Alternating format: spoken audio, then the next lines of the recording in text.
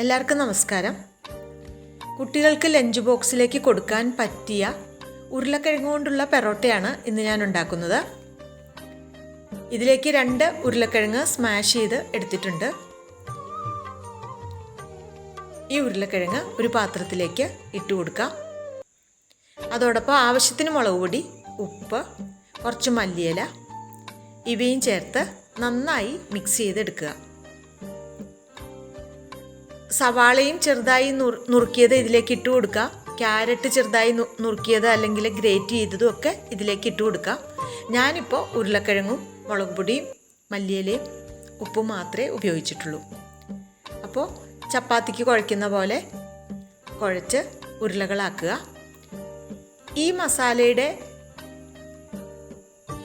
ഉരുളയും ചപ്പാത്തിയുടെ ഉരുളയും ഏകദേശം ഒരേ വലിപ്പം ആയിട്ടാണ് ഞാനിവിടെ ഉണ്ടാക്കുന്നത്.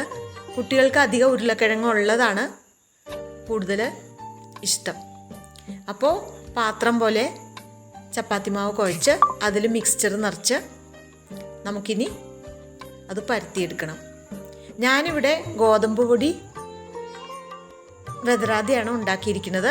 നിങ്ങൾക്ക് വേണമെങ്കിൽ ഗോതമ്പ് പൊടി കുറേശ്ശെ തൂവിയിട്ട് പതുക്കെ പരത്തിയെടുക്കാവുന്നതാണ്, പൊട്ടാതെ പരത്തിയെടുക്കാവുന്നതാണ്. അഥവാ അവിടെ ഇവിടെയും പൊട്ടിയാലും ഒന്നും കുഴപ്പമില്ല. കുട്ടികൾക്കത് ഉരുളക്കിഴങ്ങ് അധികം ഉള്ളത് തന്നെയാണ് ഇഷ്ടം. അപ്പോൾ ഉരുളക്കിഴങ്ങ് കുറച്ച് ആവശ്യമുള്ളെങ്കിൽ നല്ല നീറ്റായിട്ടും നമുക്ക് പരത്തിയെടുക്കാവുന്നതാണ്. അപ്പോൾ ചൂടായ തവയിൽ എണ്ണ അല്ലെങ്കിൽ നെയ്യ് പുരട്ടിയിട്ട് അതിലേക്ക് ഇട്ട് കൊടുക്കുക. 2 വശവും നെയ്യ് പുരട്ടി തിരിച്ചും മറിച്ചും ഇട്ട് നമുക്ക് ഈ പെറോട്ട ചുട്ടെടുക്കാവുന്നതാണ്.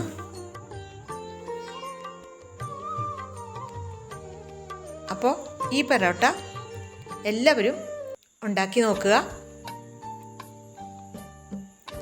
ഇതിൻ്റെ കൂടെ പ്രത്യേകിച്ച് വേറെ കറിയൊന്നും ആവശ്യമില്ല. തൈരോ അല്ലെങ്കിൽ അച്ചാറോ ഇത്രയും തന്നെ മതിയാവും. കുട്ടികൾ നല്ല സ്വാദോടു കൂടി തന്നെ കഴിക്കും. ഇതിനു വേണ്ടി നമുക്ക് തലേ ദിവസം തന്നെ ഗോതമ്പ് മാവ് കുഴച്ച് ഫ്രിഡ്ജിൽ വയ്ക്കാവുന്നതാണ്. അതുപോലെ ഉരുളക്കിഴങ്ങ് സ്മാഷ് ചെയ്ത് ഉരുളകളാക്കി നമുക്ക് ഫ്രിഡ്ജിൽ വയ്ക്കാം. ഒരു അരമണിക്കൂറിന് മുമ്പ് ഗോതമ്പ് മാവ് പുറത്തേക്ക് എടുത്തിട്ട് ഇങ്ങനെ രാവിലെ എളുപ്പത്തിൽ ഉണ്ടാക്കി കൊടുക്കാവുന്നതാണ്. അപ്പോൾ ഇത് വളരെയധികം സോഫ്റ്റാണ്.